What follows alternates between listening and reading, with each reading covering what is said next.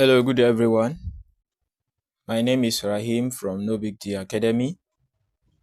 I'm here to talk about what we should be expecting in terms of calculation in measurement and evaluation examination that is coming up this week. The major thing the examiner and past question and those questions we are actually doing in the class, that is what we want to talk about today. They majorly emphasize on the mean, mode, median, mean deviations, standard deviations, variance. That is all. So I want us to quickly have some examples and some calculation together so that if we find something like this when during the exam, we will not find it difficult to answer it. So what I will first advise us is that let us know the meaning of all those things and the formula. So if you are asked to calculate for the mean, you should be able to know this formula. That is summation fx all over summation f. Just go and cram it.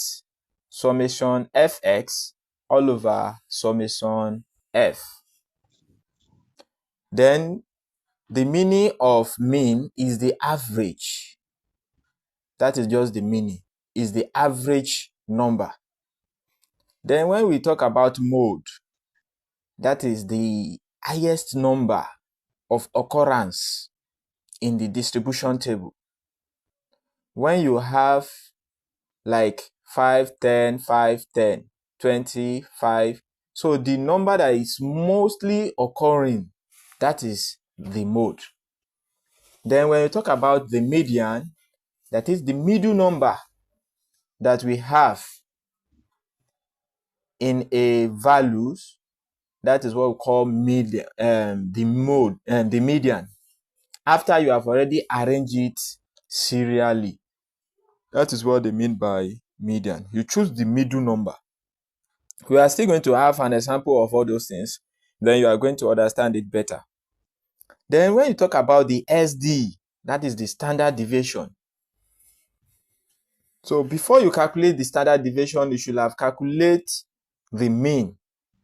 So standard deviation calculation is more bigger than every other's ones. So the formula is the square root of summation f bracket x minus x bar bracket square root all over summation f. I want you to know this formula also so that you'll be able to split it when you have the table. We are still going to do the calculation. Then when you talk about variance, this is the sign of variance. So the formula is summation f x minus x bar raised to power 2 all over sum of f. So now let's briefly look at this question. This question said, find the mean of this data. So if you are looking at this data, is a group data. It's just not a single data. So they have already given us the group data. They said the class interval and the frequency. So how many times when you are like looking for 10 to 19, how many times 10 to 19 occur in the data? So they gave us the frequency of 5. How many times 20 to 29 occurs in the group data that they give us? They have already helped us to get the frequency. So we don't have problem for looking out for the frequency. But in the case they did not give us the frequency, that means we are going to sort out the frequency by ourselves by looking out how many times 20 to 29 occur. Like if you are looking at the table, you'll be looking for 20, 21, 22, 23, 24, 25, 26, 27, 29, 29. How many times does it appear in your distribution table? Then you give out the frequency. That's the way they get the frequency. But thank God they have already given us the frequency. So this is the question that we are going to use to find the mean. I've already told us the mean formula is summation fx all over sum of f. If I've already known this formula, I think it will be much more easier for us to calculate. What does it mean? Summation fx, that means you should sum the frequency and x. But in this case, it is a group data, so you have to like find the class boundary first. How do we find the class boundary? There's something we call lower values and upper values. So when you are calculating the lower values, you have to like minus 0.5 from the initial class interval. The lower value here is 10. So if you want to calculate the lower boundaries here, you are going to like minus 0.5 from it. That is why we are having 9.5. If we check out the second value too is 20, you minus 0.5 from this 20, you get 19.5. That is how we get these values down. Then for the upper limit, you have to like plus 5, 0.5 to the upper interval. That is 19.5, 29.5. That is how we get this class boundary. So after you have already gotten your class boundary, you have to like calculate the midpoint, and that is what gives us the x. How do we calculate the midpoint? You add your lower boundary plus your higher boundary. That is 9.5 plus 19.5. This is the calculation here. 9.5 plus 19.5 divided by 2. This is where I'm talking, this place. So when you add it, you get your x, which is 19.5. If you have calculator with you there, you can punch it so that you'll be sure of the answer. Then for you to get for the second boundaries, you are still going to do the same process, 19.5 plus 29.5. You now do the mid boundary here, then you put your x here. The same way in all. You repeat the same process in all. Then you now get your x. That means our formula is coming up gradually. We have known our x, we have known our f. Our x is when we add the lower boundary and the upper boundary, divide by 2, we get our x. And our f is already given in the question. So you just copy and paste.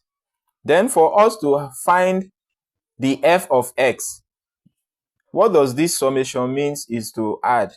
But before you can start adding, you have to like find the f of x, because there's something in between this f of x, and the something that is between this f of x is multiplication.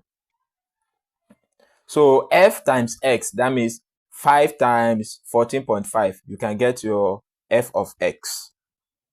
Like that, 8 times 24.5, you can get your f of x. So when you now get all your f of x, then you now do this thing, sum of f x. That means you are adding all the f of x. That is why they say sum of f of x. Then for you to find the sum of f, that means you are going to add all the f.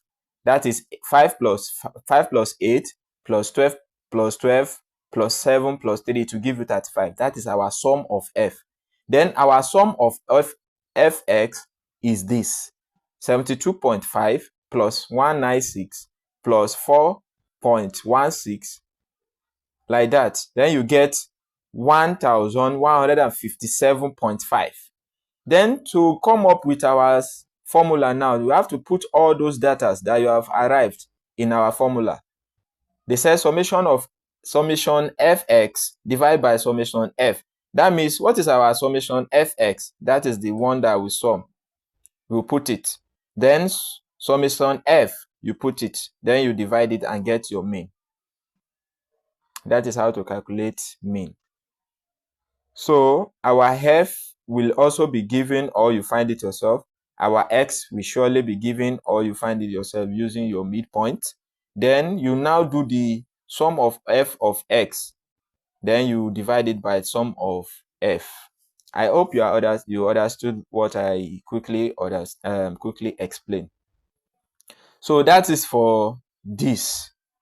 So if you are given to calculate mean in a group data, in summary, you just have to find the class boundary using this method, using the midpoint, lower midpoint and higher midpoint. Then you add the lower midpoint plus upper midpoint, divide by 2 to get your midpoint.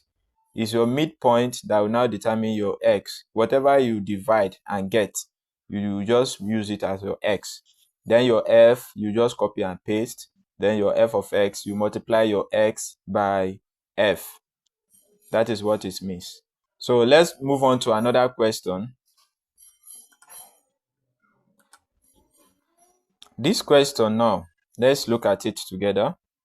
After we have already calculated our mean, then we are asked to calculate variance and standard deviation.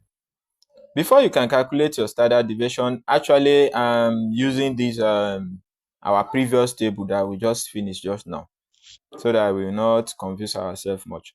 So you have to still get your midpoint, and the midpoint is lower boundary plus upper boundary. That is what I just explained. Then the formula of variance is sum of f bracket x minus x bar bracket square root all over summation f. So that means we are going to still split out all these formulas in tables. This is the question they give us, the class boundary. So we are going to use this class boundary to find the midpoint. I want to believe that we have known how to calculate the midpoint. That means we are going to calculate the lower midpoint and the higher midpoint, divide by 2. You add it together, divide by 2 to get your midpoint. That is what we first did. Then the frequency, you do the copy and paste. Then for you to get x minus x bar, that means your value, this x, this your x, you now minus x bar. What is our x bar that we first calculate? That is 33.01. That means we are going to bring out that mean that you calculate, because x bar simply means mean. So our mean now is equal to 33.07 or 33.1. Let's summarize it to 33.1. That is our x. Let me increase the size so that we both see it well. So this is our mean. So definitely, if you are given to calculate the variance, you have to find the mean first. This is our mean. That's x bar.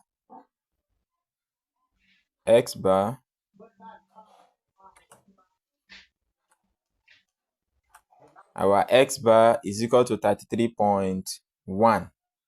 So you are going to be using your x. What is my x? 14.5 minus my 33.1 to get this value. This x minus 33.1 to get this value. This x minus 33.1 to get this value. That is how you are going to get x minus x bar, this particular value here. Then for you to get x minus x bar square, that means you are going to multiply minus 18.6 times 2. That is 18.6 minus 18.6 times minus 18.6. Or you simply say minus 18.6 square. It will give you this value. That is what this particular value simply means. That is x minus x bar square. If we look at the formula very well, you notice that we have x minus x bar. That is why we are having x minus x bar here. And if you look at the formula again, you see x minus x bar square, x minus x bar square again. You have to like put it in the table also. You find the values. Then before you now say f x minus x bar square, that is f x minus x bar square. So that is how you are going to arrange your table first. So I've explained how we get the x minus x bar square. That is, whatever you have here, you have to square it to get this. Then f x minus x bar square. How do you get this? You are going to, what is my f? This is my f. What is my x minus x bar square? This is my x minus x bar square. So you have to like multiply this by this to get this. Multiply this by this to get this. That is 5 times 3.5.96 to get 17.29.8. That is the value that I have for my first value for f minus x bar square. You are going to do the same thing for all these values. Then after then, if you look at it, they say sum of f. That means you are going to sum everything you have in this value divided by sum of f. So that is what bring out this value that you are seeing here, 4628.6. I have to like sum it. When I sum it, the value, I'll bring it down to my formula in replace of that formula. Then divided by the value that I have as my f. That time we have already calculated the sum of f, which give us 35. That is why I put it here, 35. Then our variance will now be this divided by this to get this value. So you are going to still do it yourself, try it yourself, and comment if you are finding anything difficult. Then we can quickly tackle it before the day of our exam. So, but for standard deviation, what you just need here, when we are given a standard deviation, that means we are going to start our calculation from mean. After we do mean, then we can now do standard deviations. We are calculating for mean. We are calculating for calculated for variance. Then for standard deviation, you just have to like square the formula of variance. That is, whatever value you have in our variance, which is this, whatever value we have, we just have to put it in square. So when you square it, whatever value that it gives you is your standard. Then lastly, we are asked to calculate the mean of this. So if you notice, this is not a group data. This is just a single data. If you are asked to calculate anything like this, you just have to like find the, I've already told you that mean is just like, is not even like, is the average number. And then to calculate average number, you have to like sum of the values. That is 65 plus 56 plus 45 plus 53 plus 50 plus 62 plus 60 plus 46 plus 52. Divide by the number of values. Well, how many number of values do we have? 1, 2, 3, 4, 5, 6, 7, 8, 9. That is why we are having 9 here. Then when you do the addition, divide by 9, you get your mean. So this particular one now is a single data. The previous one that we calculated, it was a group data. So if you are giving just one line data, you just have to like add everything together and divide it by the number of values. Hope you are getting me. And again, for mode, if you're asked to calculate for mode here, you just have to like look for how many numbers that are repeated, that occurs more than one. After you have already rearranged, maybe you are trying to check how many times 65 occurs. If you look at it, 65 only occur once, 56 only occur once. All of them occurs once. But assuming we have 56 two times, that means 56 will be our mode. But now, if you look at it, we have mode none. That is no modes. There's no value that occurs more than one. That is why we have no mode. But in median, you have to like rearrange it in order. You can start from higher, from lower to higher. That is 45, 46, 50, 52, 53, 56, 60, 62, 65. Then you now pick the middle number. You now pick the middle number. So what will be our middle number here after we have already arranged it? If you look at that value, you notice that we have only 9 digits. We only have 9 digits. So you are going to count, since we have only 9 digits. 9, if you have 9 digits, then you count 4 in the front, count 4 numbers in the back. If you count 4 numbers in the front and count 4 numbers in the back, that means you are going to get one number that is not counted because we have 9 digits. So now let's do it together. Let's do it together. 1, 2, 3, 4. So my first 4 number end here. And then if I count from back, 65, 62, 60, 56. My second number end from back here. That is 4 numbers. Then which numbers is in the middle? 53. That is how we get 53. That's for median. Then there's another thing. What about if the numbers is not 9, that is 10? Maybe you now have another number there that is 40. So definitely, if you count from the back, 40, we have 5 number, 1, 2, 3, 4, 5. 1. Then you count from front, 1, 2, 3, 4, 5. 2. That means we have 2 numbers that is in the middle. In this case, you have to like add 53 plus 56 divide by 2 to get your middle number. Any number that I give you is your median. That is for median. Then for mean deviation. Mean deviation is actually done this way. Let's quickly do this mean deviation. The formula of mean deviation normally comes like this: x minus x bar divided by the number of values. So you first write out your x. These are my x. Those numbers they gave me: 45, 46, 50, 52, 53, 50, 60. That's how I arrange it like this. Then you now say x minus x bar. What is my x bar? Because we are using this is the mean we are using here. And x bar, I already told you that anywhere you see x bar, it simply means mean. So my x is 45. That means my mean, that's 54 minus 33. 54.33 minus 45 to give me 9.33. Then 53.33 minus 46, it will give me 8.33. Then I will now add everything, because it's going to be sum of x minus x bar divided by the total number of the value that is given. So the mean deviation is going to be 51.33. After I've already added my x minus x bar, after I've added it, I've now divided it by the numbers of occurrence. That is 1, 2, 3, 4, 5, 6, 7, 8, 9. That is why we are having 9 here. So when you divide 51.33 divided by 9, you have 5.7. I want to believe that the little explanation I gave now, you understand it. Thank you. And if you have any difficulties, you can message me today.